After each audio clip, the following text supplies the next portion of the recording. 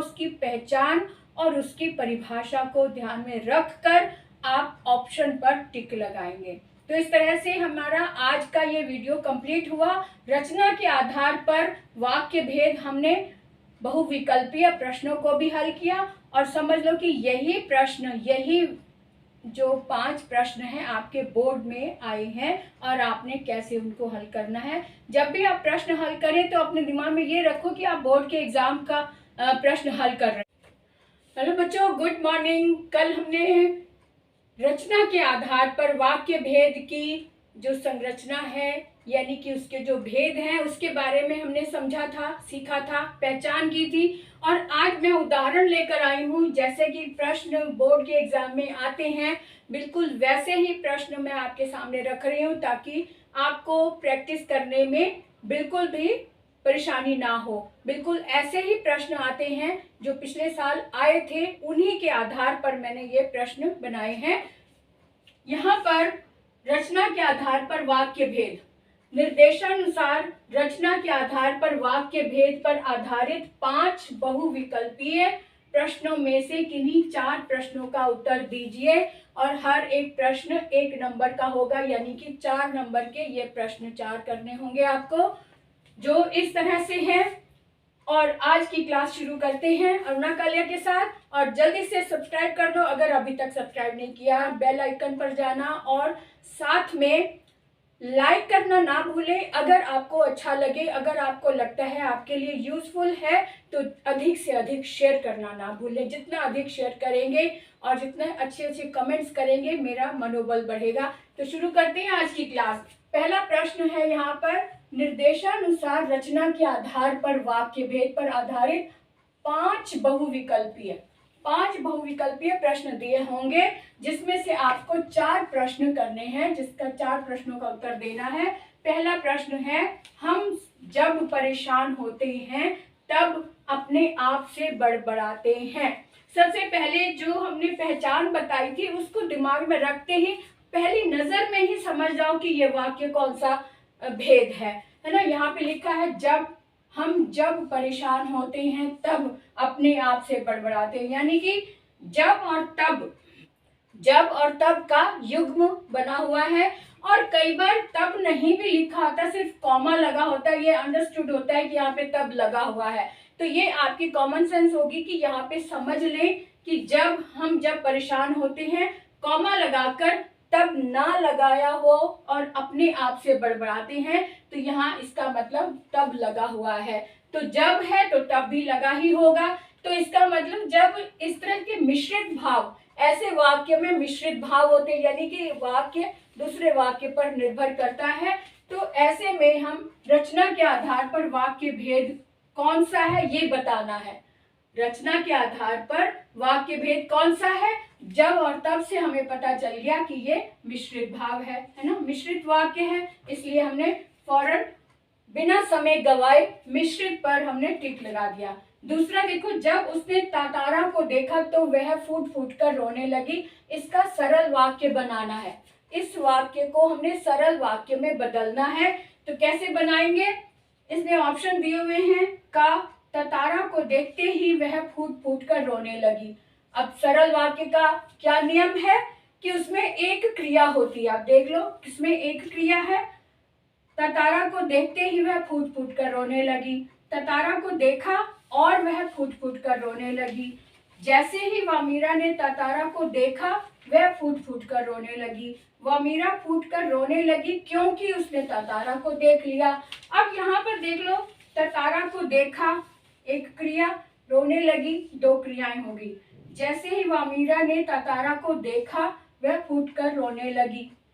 वामीरा फूट कर रोने लगी क्रिया है, क्योंकि उसने तातारा को देख लिया। अब क्योंकि जो है ये संयोजक शब्द लगा हुआ है, लेकिन दोनों वाक्य अपने आप में कंप्लीट है। इसका मतलब ये संयुक्त वाक्य है, ये तो सरल हो नहीं सकता। यहाँ पे जैसे वामीरा ने तातारा को देखा, अब यहाँ पे कॉमा लगा हुआ है तो जैसे ही है, तो इसका मतलब यहाँ पे जो ही वैसे ही आएगा। तो वैसे ही और जो ही है तो इसका मतलब ये मिश्रित है, तो इसलिए ये भी सरल वाक्य नहीं हो सकता। ततारा को देखा और वह फूटकर रोने लगी। तो यहाँ पे भी और संयोजक शब्द लगा है और दो क्रियाएं आई हैं, तो इसका मतलब ये भी सरल वाक्य नहीं होगा। ततारा को देखते ही वह फूटकर रोने लगी, यहाँ पर एक क्रिया है, इसका मतलब ये का ऑप्शन हमारा सही है। सरल वाक्य के नियमों का पालन कर रहा है का वाक्य। ठीक है, अब आगे देखते हैं। अब यहाँ आगे देखते हैं, अगला वाक्य है हमारे पास, आपके अच्छे भाषण को सभी पसंद करते हैं। इसे मिश्रित वाक्य में बदलना है। मिश्रित वाक्य बनाओ। तो मिश्रित वाक्य की पहचान हमें मालूम है, बस उस पहचान को दिमाग में रखकर इनके वाक्यों को पढ़ लेते हैं। आपके अच्छे भाषण सभी के पसंदीदा होते हैं, यानी कि यहाँ एक क्रिया है। आपके भाषणों को सभी पसंद करते हैं, यहाँ भी एक क्रिया है। आपके भाषण इतने अच्छे होते हैं कि सभी पसंद करते हैं, यहाँ पर दो क्रियाएं हैं। आपके भाषण अच्छे होते हैं इसलिए सभी पसंद करते हैं। अब यहाँ इसलिए संयोजक शब्द लगा है, यहाँ भी दो क्रियाएं हैं, लेकिन आपके भाषण इतने अच्छे होते हैं, यानी कि मिश्रित भाव प्रकट करने वाला ग ऑप्शन है हमारे सामने। आपके भाषण इतने अच्छे होते हैं कि सभी पसंद करते हैं, यानी कि ग ऑप्शन हमारा बिल्कुल सही है, इस पर हमने टिक लगा दिया। आगे देखो, निम्नलिखित वाक्यों में से संयुक्त वाक्य है। निम्नलिखित वाक्यों में से संयुक्त वाक्य हमें ढूंढना है। आपके अफसाने सुनकर मुझे किसी की याद आती है। संयुक्त वाक्य की पहचान क्या है? संयोजक शब्द लगा होता है, दो क्रियाएं होती हैं लेकिन साथ में संयोजक शब्द भी होता है। तो आपके अफसाने सुनकर मुझे किसी की याद आती है, एक क्रिया है, तो ये नहीं हो सकता। मैंने उन्हें क्षमा कर दिया था इसलिए उसके चेहरे पर मुस्कान आ गई, दो क्रियाएं हैं और साथ में संयोजक शब्द भी लगा हुआ है, तो इसका मतलब ये हो सकता है हमारा सही ऑप्शन। आगे भी देख लेते हैं। वहां एक ऊंची इमारत थी जिसकी छत पर पर्णकुटी थी। वहां और जिसकी लगा है, इसका मतलब ये तो मिश्रित वाक्य हो गया।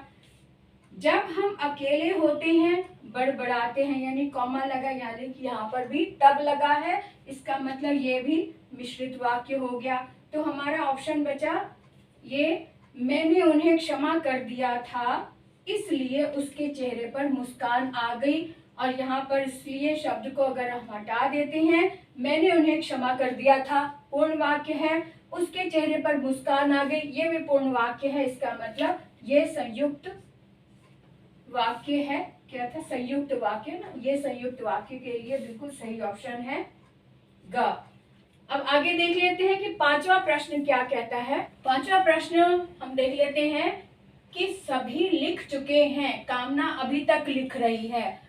पांचवें प्रश्न में वाक्य दिया है सभी लिख चुके हैं, कामना अभी तक लिख रही है, यानी कि यहाँ पर भी दो क्रियाएं हैं और दोनों वाक्य अपने आप में कंप्लीट लग रही है ना। बीच में कॉमा लगा है, यानी कि यहाँ पर एक संयोजक शब्द छिपा हुआ है, लिखा नहीं है लेकिन छिपा हुआ है, कॉमा लगा है। इसका मतलब सभी लिख चुके हैं लेकिन कामना अभी तक लिख रही है, लेकिन जो है वो संयोजक शब्द आया हुआ है जिसके कारण दो वाक्य एक हुए हैं। इसका मतलब ये संयुक्त वाक्य है, तो हमें यहीं से समझ आ गया। अब इसमें से देख लेते हैं सरल वाक्य, संयुक्त वाक्य, यानी कि ये खा ऑप्शन हमारा बिल्कुल सही है। मिश्रित भी नहीं है, विधानवाचक भी नहीं, सरल भी नहीं है, तो संयुक्त वाक्य हमारा बिल्कुल सही है। आप देख सकते हैं जब भी आप वाक्य देखें उसकी परिभाषा को, उसकी पहचान को अपने दिमाग में रख कर फट से उसको पहले डिसाइड करो कि ये तो इसमें ये चीजें हैं, शर्तें पूरी हो रही हैं, इसलिए ये वाक्य हो सकता है। और उसका वाक्य जो है वो अपने ऑप्शंस में देख लो, अगर मिलता है तो बिल्कुल सही हो गया।